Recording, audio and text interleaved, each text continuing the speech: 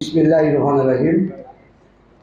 উপস্থিত পৌর বিএনপির নেতৃবৃন্দ এবং যুবদল ছাত্রদলের নেতৃবৃন্দ এবং সম্মানিত সাংবাদিক বন্ধুরা, আসসালামু আলাইকুম রহমতুল্লাহ। ব্যবসায়ী সমিতির প্রতিষ্ঠিত হওয়ার পরেই যখনই যে কোনো রাষ্ট্রের প্রান্তিক লগ্নে যখনই যারা কাজ করেছে বাজারে, আমরা ব্যবসায়ী সমিতি তাদেরকে সহযোগিতা করি। তারই ধারাবাহিকতা আজকে পৌর বিএনপি সহ প্রতীকের নেতৃত্ব বিভিন্ন সংগঠনের এবং সাবেক কমিশনারবৃন্দ, পৌর বিএনপির নেতৃবৃন্দ গ্রামীণ দৃঢ়কণ্ঠে কাজ করা আমরা ব্যবসায়ী সমিতি আমরা তাদেরকে সহযোগিতা করেছি।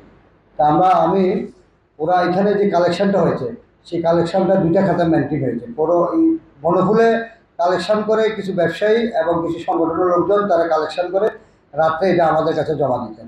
তা আমি ধারাবাহিকভাবে সেটা আমি করতেছি।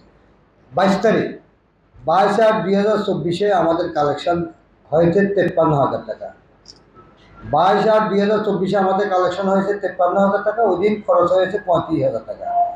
23/8/2024 আমাদের কালেকশন হয়েছে 1,88,000 টাকা 334 টাকা। 1,88,334 টাকা। ওই দিন আমাদের খরচ হয়েছে মাত্র 40,000 টাকা।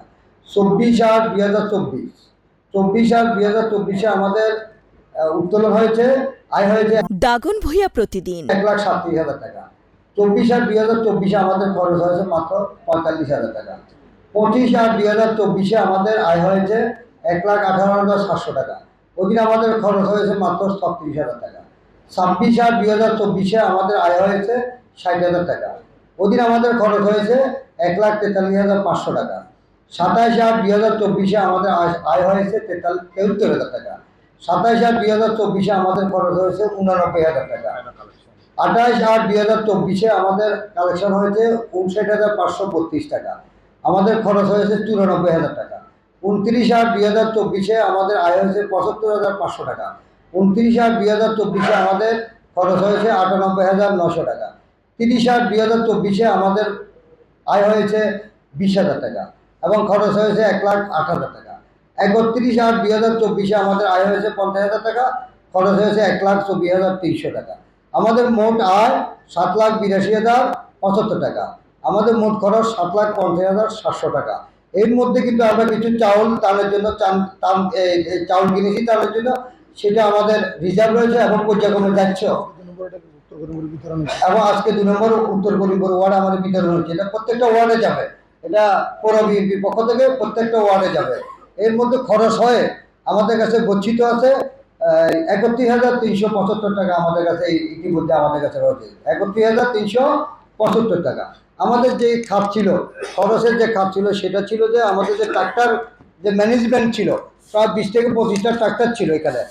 বিভিন্ন ইউনিয়ন ওয়ার্ড থেকে নিয়ে আসার জন্য যে ট্রাক্টর ছিল, সেই ট্রাক্টরের তেল কিছু কিছু ট্রাক্টর আমাদেরকে তেল বহন করতেছে এবং তাদেরকে খাওয়ার জন্য কিছু টাকা দিতে হয়েছে। এবং বন্যার্থদেরকে নিয়ে ওদেরকে নিয়ে যে ওরা যে হুট করে চলে এসেছে, তাদেরকে তাৎক্ষণিক কিছু আমাদেরকে আপ্যায়ন অথবা কিছু সরঞ্জাম তাদেরকে সরবরাহ করছে। এই জায়গায় আমরা কিছু খরচ করেছি। এর বাইরে আমাদের কোনো খরচ ছিল না। এর মধ্যে কিন্তু আমাদের যে বক্স ছিল, বক্সের এখানে আমাদের স্বপনে পৌর বিএনপির আমাদের কিছু শুভাকাঙ্ক্ষী ছিল। এই টাকার মধ্যে 7,82,075 টাকার মধ্যে আমাদের পৌর বিএনপির শুভাকাঙ্ক্ষী 2,68,000 টাকার অনুদান দিয়েছে, যেটা আমরা এখানে একসাথ করে ফেলেছি। বনফুলে যে কালেকশন সেটা আমরা একসাথ করি। এখানে এর মধ্যে কালেকশন হয়েছে 2,68,000 টাকা আমাদের কালেকশন হয়েছিল। তো আমরা এই যে এখানে যে একটা কন্ট্রোল রুম করেছে, এই কন্ট্রোল রুম করার কারণে প্রথমে প্রতীকের উদ্যোগে এই কন্ট্রোল রুম হয়েছে, পরে পৌর বিএনপি সহ যে অ্যারেঞ্জমেন্ট করেছে এবং সাবেক কমিশনার, পৌর বিএনপির নেতৃবৃন্দ, ব্যবসায়ী সমিতির নেতা, বিশেষ করে আমাদের মেনন সহ যারা ছিল এবং সাংবাদিক বন্ধুরা, আপনারাও সহযোগিতা করেছেন। এই জন্য আমি ব্যবসায়ী সমিতির পক্ষ থেকে আপনাদেরকে ধন্যবাদ জানাই।